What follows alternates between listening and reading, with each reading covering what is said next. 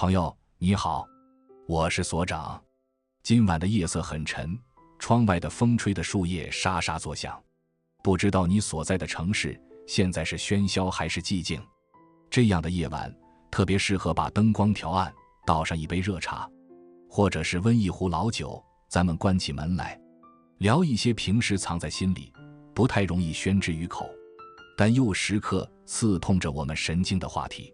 今天我想聊聊什么呢？聊聊靠谱。前2天我在公司发了一通火，起因很简单，我让一位新来的小朋友去对接一个合作方的资源，问问对方有没有意向。结果半小时后他跑回来跟我说，所长，对方说目前没这个计划。我问他，那他们接下来的计划是什么？他们现在的痛点在哪里？如果我们换一种合作方式，有没有可能？他愣住了，张着嘴半天说不出话，最后憋出一句，那我再去问问。那一刻我突然觉得很无力，这种无力感不是因为这件小事没办成，而是我在他身上看到了很多年轻人，甚至很多中年人最致命的一个短板，缺乏闭环能力。说句难听的，一个做事情总需要别人擦屁股的人，别说被大佬器重，就算是在自己有限的交际圈中，也是一个无法获得机会的低效能人。这样的人哪怕一辈子忙忙碌碌，最终面对的也只能是什么都没有的人生。我知道这话很扎心，但咱们既然是深夜谈话，就得聊点真的。为什么有的人一抓一个准，有的人却总是虎头蛇尾？咱们先来讲个老掉牙的故事，但我保证今天咱们讲的版本和你以前听过的不一样。这是一个关于买土豆的故事。老板分别安排2个员工，小张和小李，去看市场上土豆的价格。小张是个急性子，接到任务二话不说就跑去了市场。到了村头，看到一家卖土豆的，问了句，大爷，土豆多少钱1斤？大爷说2块。小张点点头，转身就跑回来跟老板汇报，老板，2块钱1斤。老板问，是批发价还是零售价？存货多吗？质量怎么样？别的商家卖多少？小张傻眼了，挠挠头，那我再去问问。再看小李，他接到任务后没有马上出门，而是先想了想，老板为什么突然关心土豆？最近是不是有相关的餐饮项目？还是说单纯想做供应链？带着这些思考，他去了市场。他不仅问了价格，还观察了土豆的大小、成色，对比了3、4家商户的报价。不仅如此，他还跟商贩闲聊，打听最近的天气对土豆产量的影响，甚至还预估了未来1周的价格走势。回来后，他给老板递上了一份简单的分析报告，老板，目前市场均价2块，但因为最近雨水多，后天可能要涨到2块5。我看东头那家的土豆个头大，适合咱们做顿菜，如果批量采购，我谈到了能打8折。这是具体的对比表，您过目。在这个故事里，小张就是典型的线性思维，推一下动一下，而小李就是拥有星号闭环能力星号的人。朋友，你想想看，如果你是老板，或者说如果你是那个掌握资源的大佬，你会把机会给谁？答案不言而喻。这种人但凡有一次机会，就会被其牢牢抓住。所谓资源的稳定性，就是因为有了这种闭环能力的传承，才得以维持。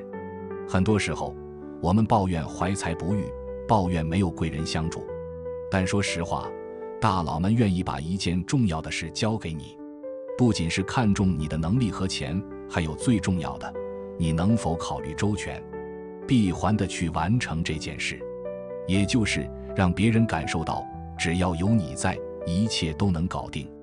这就是普通人做交付时最强大的底层能力。所谓的闭环到底是在闭什么？咱们把话题往深了聊聊。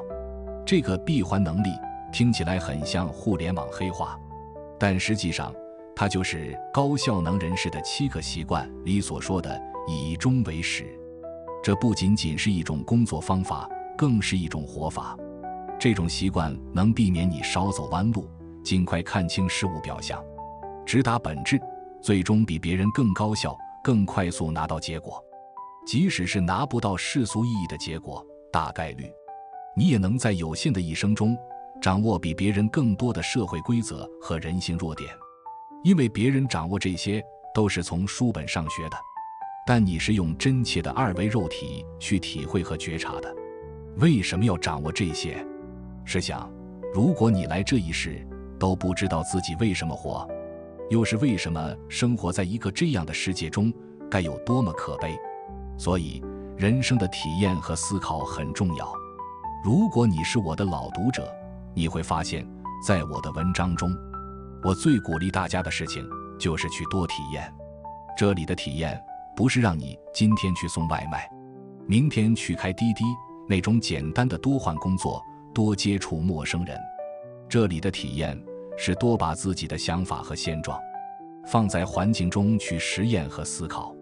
举个例子，假设你是心理学上判断的 I 人，内向的人，你从小就被贴上了不爱说话、社恐的标签，久而久之，你自己也信了。遇到需要公开发言的场合，你本能的退缩，我不行，我是 I 人。但是拥有闭环思维的人会怎么做？他会告诉自己，我想体验一下 E 人，外向的人的感觉。一定不要被这种下结论性的定语所牵绊住，你要学会在自己的生活中撕开一些口子。我也曾是个极度内向的人，记得30岁那年，我被推上台去做一个分享。上台前，我紧张得想吐，手心里全是汗。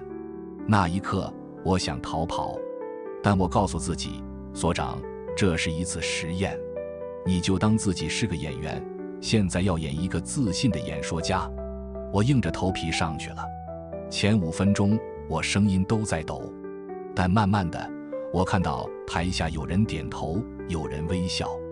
那一刻，我突然感觉到一种前所未有的能量在身体里流动。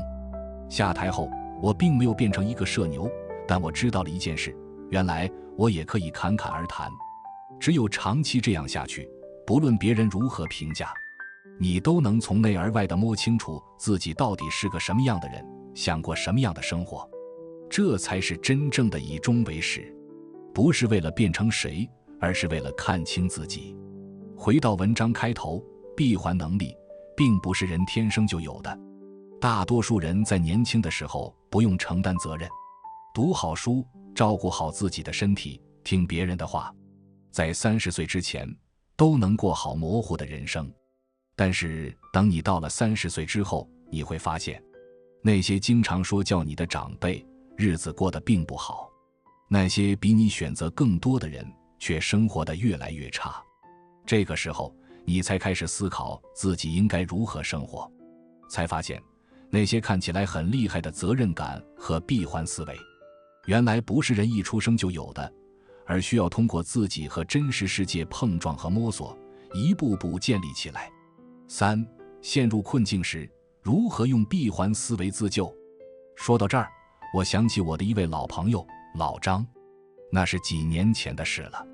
老张做生意失败，欠了一屁股债，那段时间他整个人都垮了，每天把自己关在屋子里，窗帘拉得严严实实，满屋子都是烟味。我去看他的时候，他正瘫在沙发上，胡子拉碴，眼神涣散。看到我，他苦笑了一下，给我倒了一杯劣质的白酒。所长，我完了。他说这辈子翻不了身了。看着他那个样子，我又心疼又生气。我夺过他手里的酒杯，重重地顿在桌子上。我说，老张，既然已经这样了，咱们不如破釜沉舟。你想想，你现在最重要的是什么？是面子吗？是过去的风光吗？都不是，是要事第一，凡事抓主要矛盾。年轻的时候，要事是创造，创造个人价值，积累财富，提升个人的资源布局。如果一个人在年轻的时候，因为身体健硕、人际关系复杂而忘了年华一事，很容易错过积累的时间，在年老色衰时失去核心竞争力。但现在对于老张来说，主要矛盾是什么？是生存，是还债，是重建信心。我告诉他，认清自己已经负债的事实，然后去做你现在能做的事，哪怕是去送外卖，去摆地摊，先做好一件事，先赚到第1块钱，再慢慢还钱。与其每天活在被债务压垮的焦虑中，不如先去做好能给你带来结果的事，接受自己征信受损。老张看着我，眼圈红了。那天晚上我们聊了很多，后来果不其然，他花费了1年的时间，慢慢找到了凭着自己手艺吃饭的技能。他开始做私房菜外卖，因为手艺好，人又实在，生意慢慢好了起来，债务也一点点在偿还。再见他时，他正在厨房里忙活，额头上都是汗，但眼神里少了当初的焦虑和痛苦，性格中多了些安定和平和。这就是凡事抓主要矛盾的结果。那些重要的，影响你人生发展走向，决定你心理状态是否健康的事情，才是你应该花费更多精力和时间去做的。每个人当下的生活都会面临各种危机和问题，但如果事事重要，那事事都会做得不如意。所以在每个阶段，每个时期都有最重要的事情需要去做，不要在年轻的时候摆烂，在年老时积极创造。这不符合社会规律，违背人性的事，终究走不远。如果当下的你感觉生活和工作混乱，不要着急，去做那件无论如何你都放不下的事，然后沉浸其中，去完成它，最终的结果都会因为你的坚定而凸显意义。做事只有一条，不要什么都想要，只抓最重要的，剩下的交给时间，就可以做到单点击破。4. 为什么你总是被别人欺负？聊完做事，咱们再来聊聊做人。很多人在职场或者生活中，总觉得自己是受害者，觉得老板压榨，同事甩锅，伴侣不理解。但是，朋友，我想告诉你一个残酷的真相，你的人生问题只能自己解决，任何人都不能帮你。那些希冀有外物拯救，把自我拉出泥潭的人，终其一生活在等、靠、要的弱者思维中。为什么这么强调自我的重要性？这是因为，当你对一切外物的认知改变，你就会发现，那些曾经伤害你的人，反而成就了你；那些对你友好善意的人，其实是你的正向能量吸引来的人。所以，别人对你好，不一定是别人好，有可能是你好；而别人对你不好，不一定是你真的不好，有可能正是别人想利用你的好。万事万物都藏在一个表象里，这些表象不是谁故意制造的，而是生而为人的原始基因决定的。自私、自利、自我、无他等等一切丑恶的情绪，也只是硬币的其中一面，没有好坏之分。只有什么环境、什么关系造就了什么样的行为。在任何时候，不要去批判别人的行为，因为你永远无法穿上别人的鞋子，走别人的路。批判会让你产生分别心，会让你的行为被有限的认知所限制，触及不到自己人生的制高点。处理好自己的事和别人的事，会让你在做事的时候，既有边界感，又不至于做不完整；既有主体性，又不至于攻击力太强。举个例子，你是公司职员，你的闭环是什么？是就自己的业务职责，做好市场调查、用户分析、动作拆解、执行等等。但是很多时候我们容易犯2个错误，要么是烂好人，别人什么事都帮，结果累死不讨好，还影响了自己的本职工作；要么是甩手掌柜，这也不归我管，那也不归我管，最后团队项目搞砸了，你也跑不掉。真正的闭环高手是既能想人所想，又不侵犯别人边界。这种分寸感是需要通过不怕犯错、不怕被拒绝的主动性慢慢摸索的。人有时候就是很矛盾，那种敏感的性格是能把握好分寸，但又会因为内耗变得执行力不足。这就是在搞清楚自己的内在运作机制后去克服和平衡的。